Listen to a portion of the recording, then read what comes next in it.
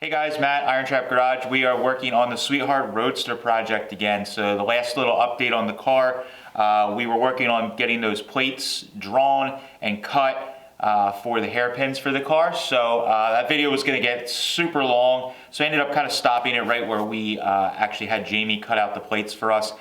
Just as a reminder, his table that he had was just a little too small to make it in one piece. So we ended up making the executive decision to lop it off at one of the last large holes that's going to actually be hidden behind the drum. What I'm going to work on today is getting the pieces all welded together. So we got 4 pieces, need to weld them together to create 2 long braces or plates for the hairpins. So I'm going to weld them together and finish them out, and then we're going to work on sanding, smoothing, and beginning to polish everything. And hopefully by the end we're going to get these tacked in place in the hairpins so we can finally hold them up and see what everything looks like. And I'll show you some of the process along the way of how I weld, smooth, and get everything finished out so it looks really nice.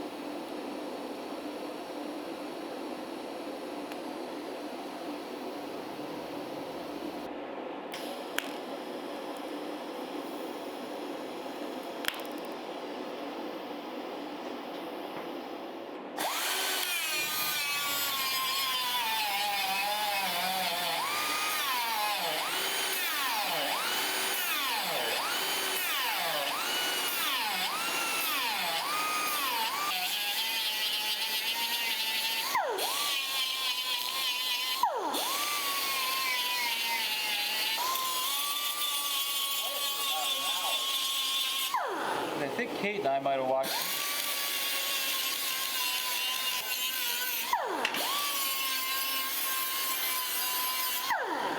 Alright, so I got Andrew working on this, and I just showed him the basic process. So what I do, this was scrap metal, or not scrap, but like it was a drop from metal yard that we got, and it's got little like scratches just from being thrown around and from us knocking down the slag. So what we're gonna do is, Andrew's got a DA that's like a 6-inch DA, and what I like to do is I go over it, especially on this because it's kind of beat up. I'll go over it with 220, and we'll just lay it flat and go over the whole piece.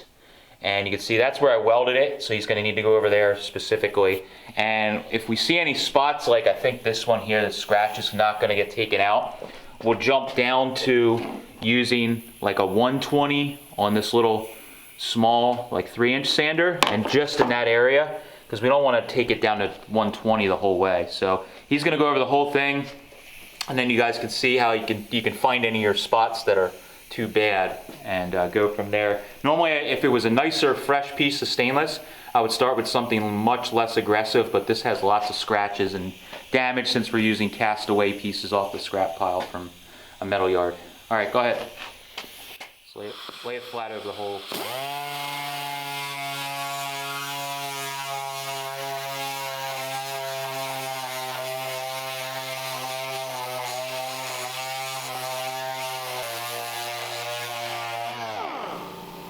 So we got a couple, obviously the spots right there where we welded and I hit with more aggressive, we're gonna have to probably hit that with 120. And you can see right there's a little, you can get in the light, little scratches just from sanding. Would probably slipped our hand a little bit with the flap disc or more 60 grit to knock the, so we need to go back over that.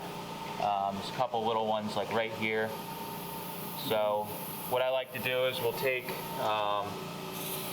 one of these more aggressive ones. Like this is like a worn out 60 or 80, and we'll use that sometimes. But we'll just try and get down in an aggressive manner and go from there. So if you want to hit this scratch right there, let's see if we can get that out with the 120.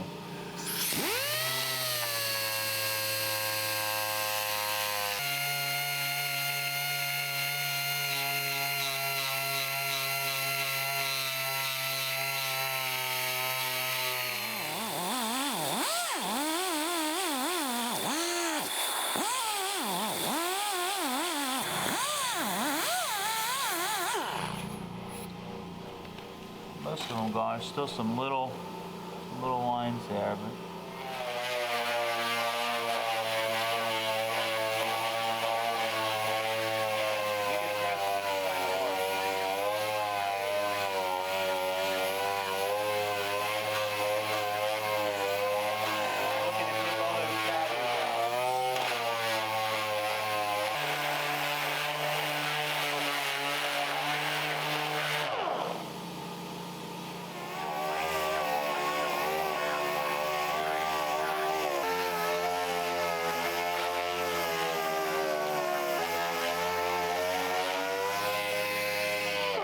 all right, so we went up through, we just skipped some steps to save you guys some hassle or some boredom.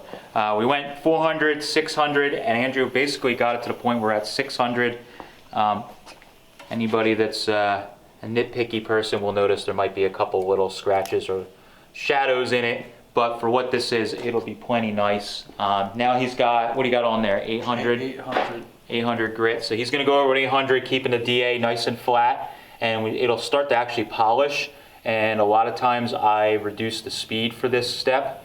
Once we get into 800, 1000, and 1500, I turn the speed down on the DA so you're not spinning the DA as fast. It's more just just like oscillating and polishing. But you can already see it's starting to get a polish to it just with 600 grit. So you can really start to see any funny spots. Some of these smudges, they show up as funny spots, but they're actually just smudges from dirty hands. So yeah, he's gonna work with 800 grit and try and get this whole thing smoothed out, and then we'll move up to 1000, 1500, and it'll be basically ready to polish then.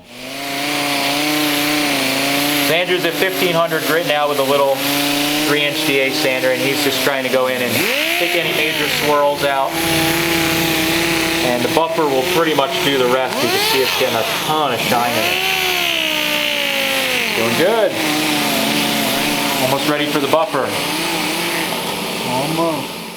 All right, so Andrew got, I basically did half of the plates and Andrew did the other half of the plates, and we got them all sanded basically to 1500 grit. We ended up doing in the end was doing a wet pass that we didn't really show on camera, but I just used some, actually I use this quite often, but just like a normal glass cleaner as like a lubricant. Sprayed that down, ran over it with 1000 and then 1500 grit, and I helped bring up some of the shine on the panels. As you can see, even in the shot probably here with it being far away, they're pretty darn shiny. They're starting to be reflective, and they probably almost simulate like old chrome. But what I want to do is actually take it to the next step, polish everything up pretty nice. I'm not going to go like insane, but get everything pretty darn polished because it's going to be hard to get into these areas in here once this is actually welded into the wishbone or into the hairpin. It's going to be really hard to get in there and polish that. So if I do it now, any polishing that we need to do will be like at the end and will be pretty minimal, and we'll just take just like some normal hand rubbing to probably get any minor scuffs or anything out of it. So I'm going to take these plates one by one over to the Buff Motor. I'm going to be using some stainless compound, and then go down to, on a tightly sewn wheel, and then I'm going to go to a loose sewn wheel with a white rouge. That will bring up the final like mirror shine to it, and it should start looking really shiny here soon.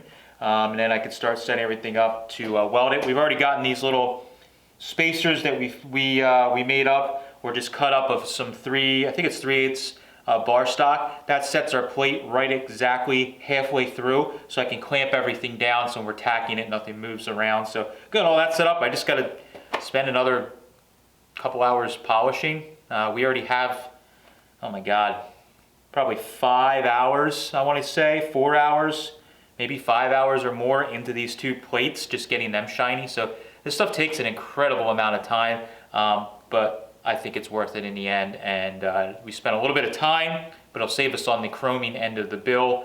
So you weigh it out in the end, but I kind of enjoy doing this stuff. So I'm going to go over to the buffer and get working.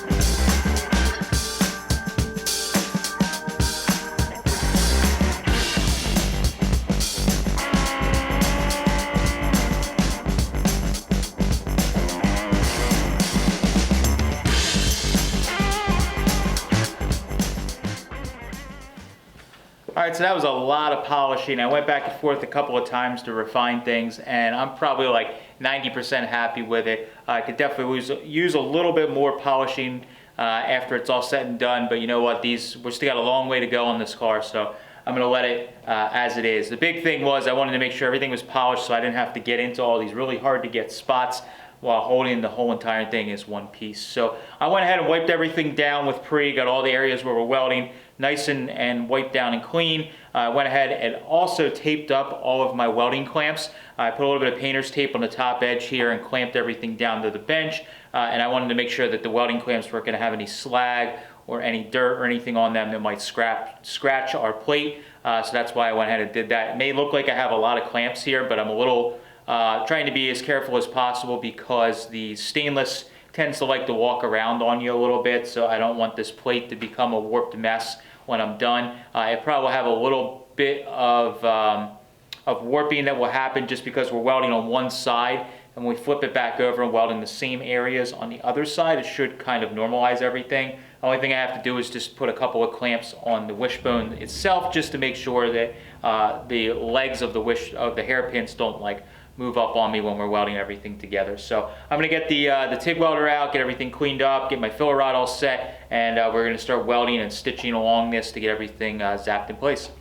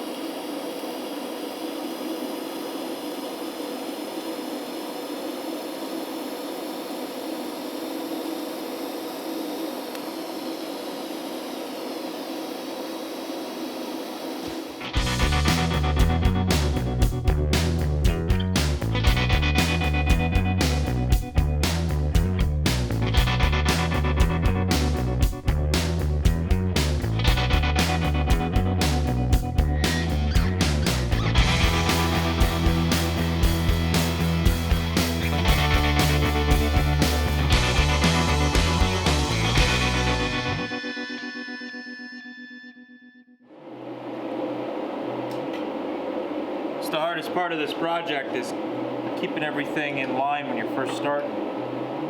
Everything's so shiny and slippery I can't get clamps to stick, and I gotta get this piece to stay in line so it doesn't open up on me.